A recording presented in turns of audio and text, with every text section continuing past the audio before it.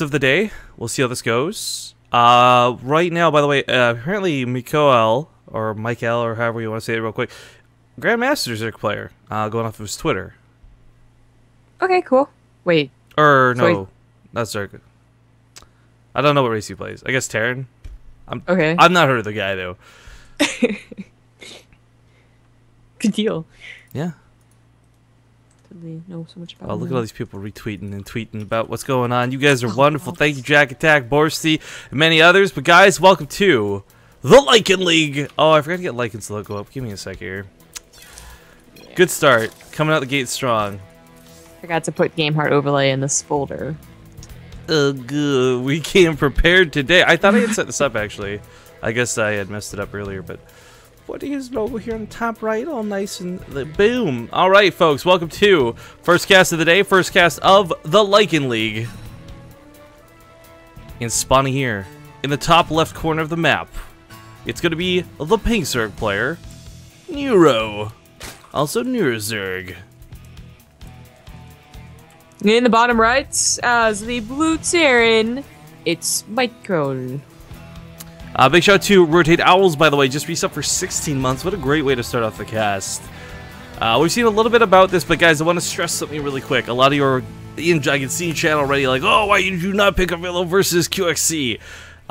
There's a stream delay, a fairly decent stream delay too at that, and when we were asking, I was told, no, QXC might not actually be here despite checking in. So, rather than wait around for 15 minutes and miss all the first best of threes, we just made a decision to go with it. So you guys can get a peek at Legacy the Void. A lot of you may not have even watched games yet. I would certainly hope you've watched streams.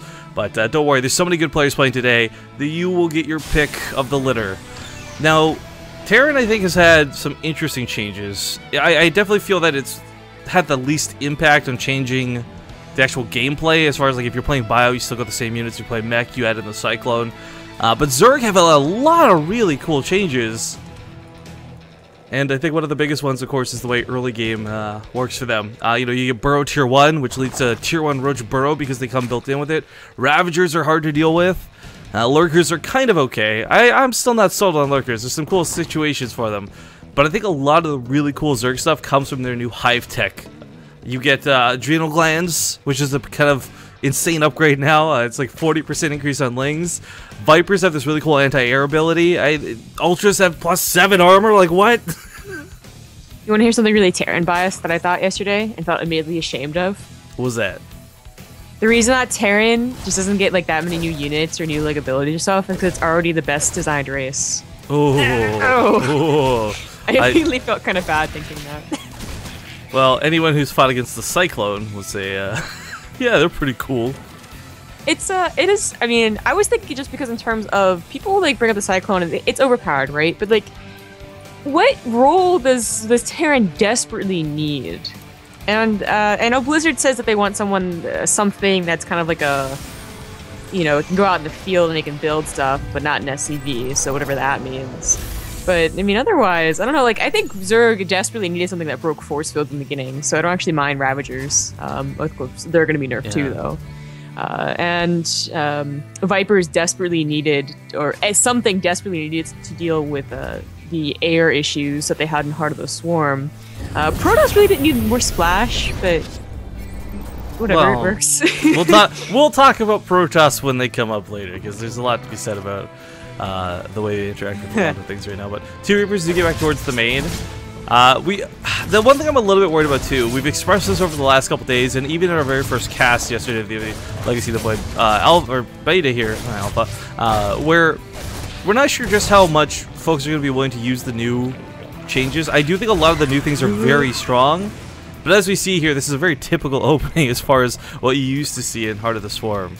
The other thing worth noting, guys, and this is going to be really irritating for a lot of the day, the minimap colors I haven't messed with. This isn't an error with Game Heart. For whatever reason, they decided, Blizzard that is, to make a change to the minimap where things are a little bit more transparent. And on some maps, like Echo, it makes it a little frustrating to try and see certain colors.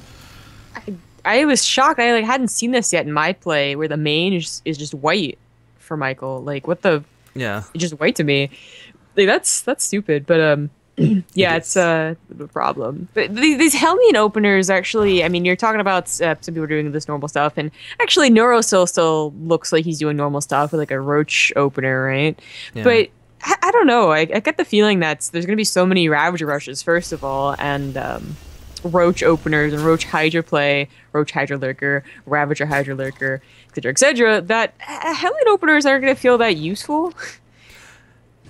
I gotta agree, but I'm really looking at this Nidus Worm, if we're gonna be completely honest with you. Wow. Nidus Worm's had a pretty big change in Legacy of the Void.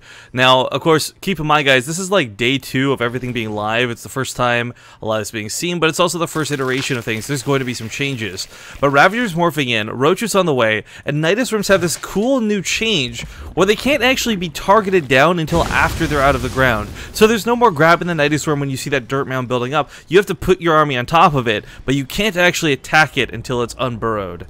And yeah. Oh, Mikoel, okay, he does see this, or he should see this. It's such a cool new thing. Michael's probably not thinking that, as you would want to pull SCVs into that, but God. you really can't, and it's just there's really no reason to. I mean, basically Blizzard says either your army is there or it isn't. You know, you're screwed or your army's there and no big deal. You know, the Corrosive Bile, the ability of these Ravagers, it's 60 damage a shot, guys. And as you can see, can be launched pretty much anywhere you want it to. Goes on top of that barracks pretty quick. Cooldown's not too long either, so with 60 damage a shot, it will one-shot workers. That'll take out the Marines that don't have combat shields. Very dangerous situation for Mikoel. That army's looking mighty, like, tied up, you know? Like, it's kind of in that choke right there. Yeah, that is a gross about. Man, he just focused down those factories so quickly. There's no Banshee coming out of this, and even if there were the Queens on the front lines, this is a very disgusting-looking game 1, and our Grandmaster Terran player here is struggling a bit. You know, what's funny, though, is that you look at this, you might be like, well, maybe if he didn't 3CC, he'd actually be pretty good. And that would certainly be true in Heart of the Swarm, but in Legacy of the Void, it's just, it's so hard to account for this massive increase in minerals you have for the first 7 minutes. That really wasn't it. I would say that if he had, instead of Hellions, because they didn't really help out that much, those tanks, and then maybe I'd be able to pop out a medevac a little bit sooner, that just seems to be so good. Like, why pass it up? Like, siege tanks can be picked up, guys. Yeah, that's one of those Terran things. I mean, I've gotten a lot of new units and toys, but one of the big changes was siege tanks can be picked up while sieged in medevacs. Kind of referencing to the fact I mentioned MMA earlier, he was doing a lot of that on his stream. It was really fun to watch. Yeah. But we'll see if maybe our Terran player can bring it back.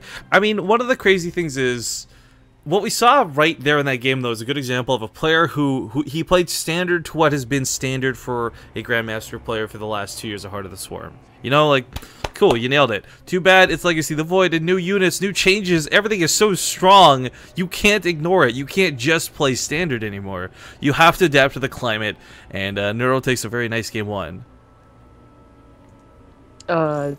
It's not a best of 1? Isn't it a best of 1? No, it's best of 3s. This is